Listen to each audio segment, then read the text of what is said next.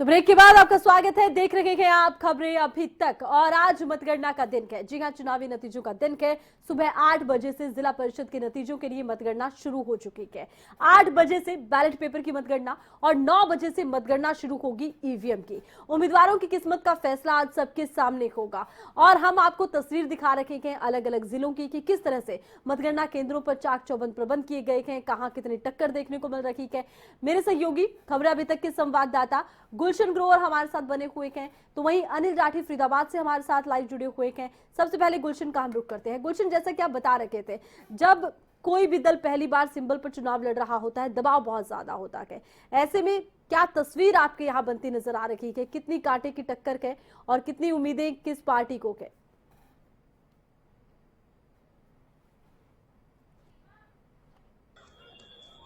देखिए आरती, बिल्कुल आपने ठीक कहा कि लेकिन इस जिला परिषद चुनाव में एक बीजेपी पार्टी ही ऐसी है, केवल उसने ही सिंबल पर चुनाव लड़ा है। बाकी अन्य पार्टियों ने इस बार सिंबल पर चुनाव नहीं लड़ा है। अगर हम इस गुड़गांव जिले की जिला परिषद की सीटों की बात करें तो यहाँ पर जो वार्ड नंबर 9 की जो सीट है वो बड़ी हॉट सीट है और कभी काफी दिलचस्प जो है उस सीट पर मुकाबला भी देखा जा रहा है, क्योंकि वार्ड नंबर 9 की सीट से पार्षद तो चुनना ही चुनना है, लेकिन उस सीट से डायरेक्ट चेयरमैन का चुनाव इस बार हुआ है। क्योंकि जैसे इस बार सरकार ने मेयर को डायरेक्ट चुना है, इसलिए ऐसे ही जिला परिषद चेयरमैन को भी डायरेक्ट चुना गया है। पहले देखा जाता था कि जिला परिषद के जो मेंबर होते थे वो चेयरमैन चुनते थे, लेकिन इस बार डायरेक्ट जो है जनता ने चेयरमैन को चुना है। इसलिए वार्ड नंबर 9 की सीट से मधु वाल्मीकि हैं जो बीजेपी की टिकट से चुनाव लड़ रही हैं।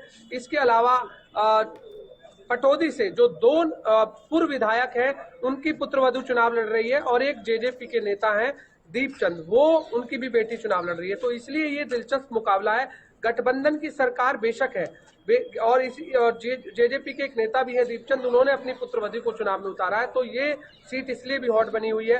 तमाम लोग जो है इस समय अपनी अपनी जीत का दावा जरूर कर रहे हैं। हमारे साथ आरती जी एजेंट हैं जो अंदर से आए, उनसे भी जान लेते हैं क्या अंदर काउंटिंग शुरू हो चुकी है और कितने राउंड हो चुके हैं? हाँ, अंदर काउंटिंग शुरू हो चुकी है। अभी 6 नंबर जो जिला परिषद का वार्ड है उसकी काउंटिंग शुरू हो गई है और आशा करते हैं कि 12 बजे से पहले सभी जिला परिषद के जितने भी वार्ड हैं उनके परिणाम हमारे पास आ जाएंगे। कितने राउंड होने हैं इनके काउंटिंग? वो वार्डों के हिसाब से है, अलग अलग है। किसी में 13 राउंड की काउंटिंग है, किसी में 12 की, किसी में 15 की है। तो जिस हिसाब से जैसे होते थे उस हिसाब से राउंड बनाए जाए। इस बार जिला परिषद चेयरमैन जो है डायरेक्ट जनता चुन रही है, किस तरह से देखते हैं? क्योंकि पहले हम देखते थे कि जिला परिषद के जो सदस्य चुन के आते थे वो चेयरमैन चुनते थे। नहीं, कहानी तो इस बार भी वही है। ऐसा नहीं है कि जनता सीधा अपना जिला प्रमुख चुन रही है, अभी भी वही है। लेकिन क्योंकि 9 नंबर वार्ड एससी रिजर्व है और इस बार जो हमारी जिले की जो चेयरमैनी है वो एससी रिजर्व है और जिले में एक ही महिला रिजर्व के लिए वार्ड रखा गया है, एससी रिजर्व।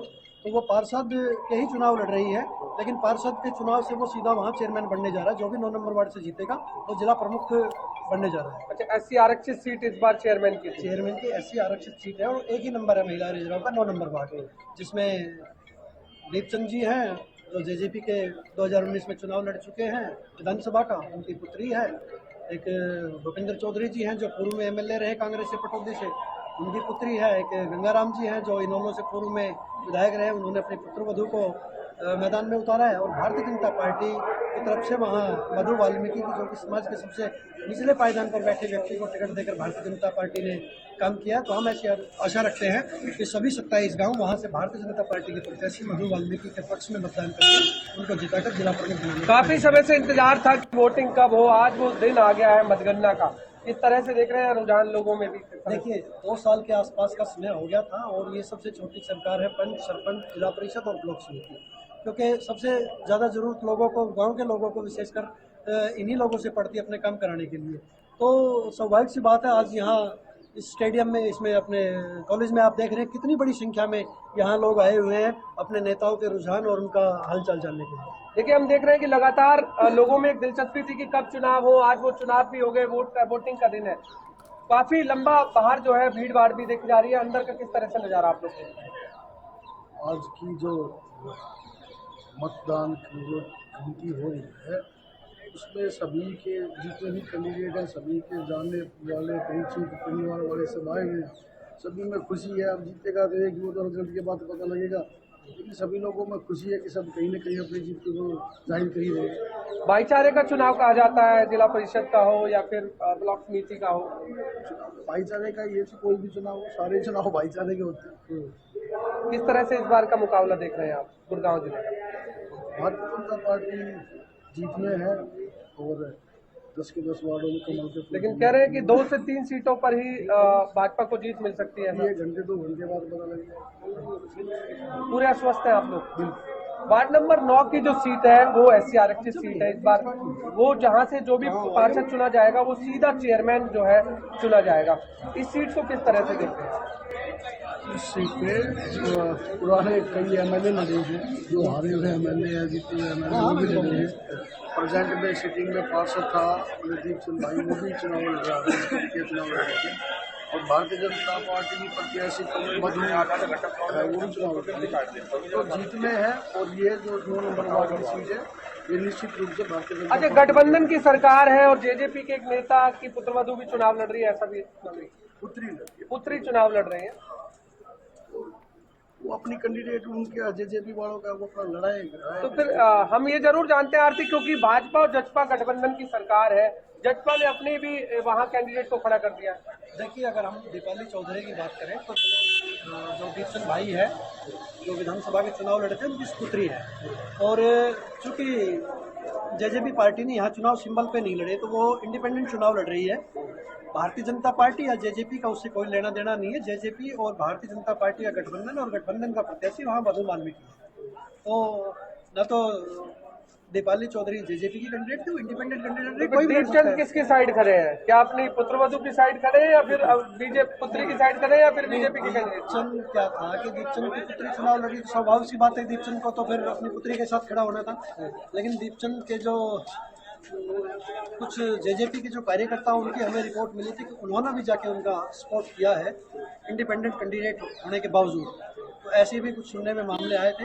बाकी समय बताएगा। लोग बहुत बड़े समझदार हैं, उन्होंने भारतीय जनता पार्टी के पक्ष में वोट डाला, तो वो वोट डाले और चुनाव जीते। तो कितने बजे तक स्थिति साफ हो जाएगी आपको क्या? 12 बजे से पहले जिला परिषद के सभी 10 वार्डों की स्थिति साफ हो जाएगी। और ब्लॉक समिति के कितने टोटल कैंडिडेट चुनाव? ब्लॉक समिति में थोड़ा समय लगेगा, क्योंकि वो बड़ा चुनाव है, काफी संख्या में कैंडिडेट चार ब्लॉक प्रमुख बनने हैं। सोना का अलग है, गुड़गांव अलग है, रुपनगर अलग है, पटौदी अलग है। उसमें थोड़ा सा समय लगेगा। पहले जिला परिषद के चुनाव की काउंटिंग शुरू हुई है, उसके बाद ब्लॉक समिति। देखिए आरती, बिल्कुल तमाम लोग जो है एक अपना जरूर जो है यहाँ पर जीत का दावा जरूर कर रहे हैं। वो कह रहे हैं कि बीजेपी की जीत होने वाली है, लेकिन जो फिलहाल जो हमें जानकारी ये मिल रही है कि बीजेपी को मात्र 2 से 3 सीटों पर ही जीत मिल सकती है, क्योंकि बड़ा टफ मुकाबला इस बार जिला परिषद चुनाव का होने जा रहा है। लेकिन ये 12 बजे साफ हो जाएगा कि आखिरकार जिला परिषद की सीट पर क्या कमल वार्ड बिल्कुल, ये तो नतीजे ही साफ कर पाएंगे कि आखिर क्या तस्वीर यहाँ बनती नजर आती है। लेकिन हाँ, ये जरूर है कि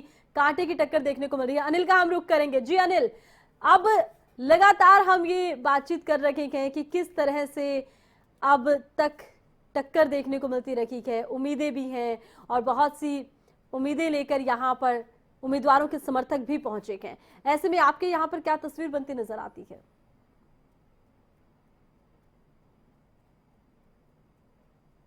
बिल्कुल आरती, देखिए जिस तरीके से सुबह 8 बजे से काउंटिंग शुरू थी और 8 बजे के बाद पहला जो राउंड है, आप देख सकते हैं कि वार्ड नंबर 3 की जो है वो पहले काउंटिंग की गई थी और उसके उस वार्ड नंबर 3 के जो अब जितने भी वो थे कैंडिडेट थे, जितने भी जो एजेंट थे, उन सबको जो है बाहर निकाला जा रहा है बकायदा।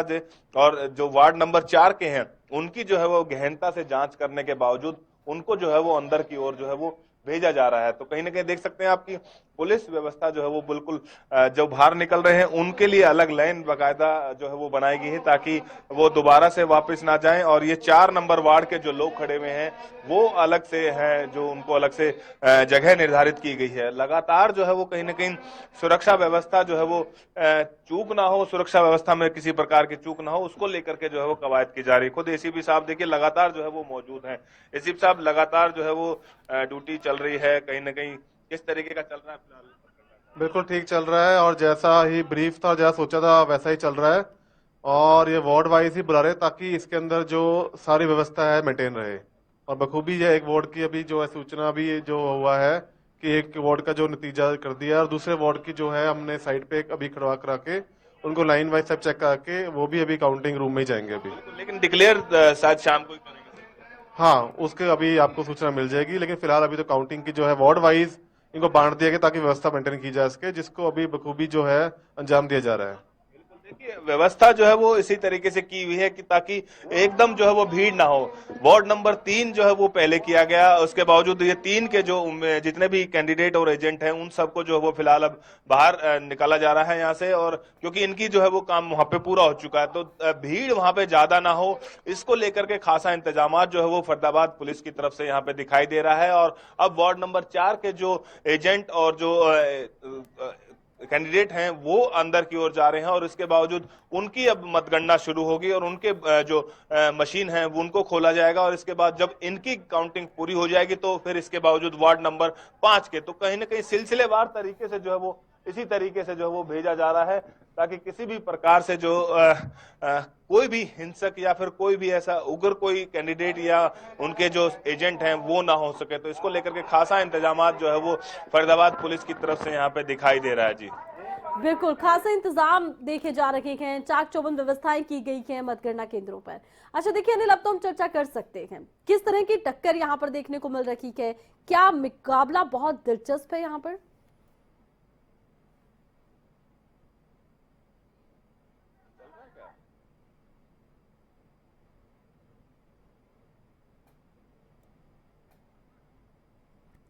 तो तस्वीरें हम आपको दिखा रहे हैं कि मतगणना केंद्रों पर किस तरह से व्यवस्थाएं की गई है, चाक चौबंद प्रबंध किए गए हैं, 3 लेयर की यहाँ पर सुरक्षा व्यवस्था बनाई गई है, मोबाइल फोन तक अंदर लेकर नहीं जा सकते हैं, एजेंट यहाँ पहुंच रहे हैं अलग अलग उम्मीदवारों के, और लगातार प्रशासन का यही प्रयास है कि कोई भी अप्रिय घटना घटित ना हो, कानून व्यवस्था बनी रहे, इसीलिए 3 लेयर की ये व्यवस्थाएं की गई है। एक पैरी नजर मतगणना केंद्रों पर रखी जा रही है, भारी पुलिस बल यहाँ तैनात किया गया है।